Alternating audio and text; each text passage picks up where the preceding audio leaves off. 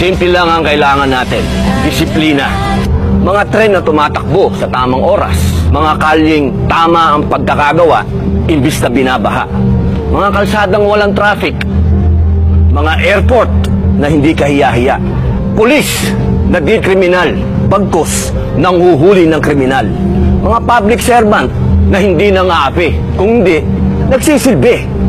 Mga mambabatas na di lumalabag, kung hindi, nagpapatupad ng batas. Pangulong di nagtatago, kung hindi, namumuno.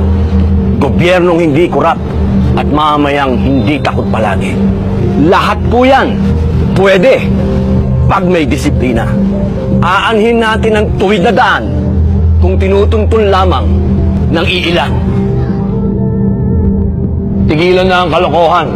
Ang walang disiplina, disiplinahin. Disiplina Duterte para presidente.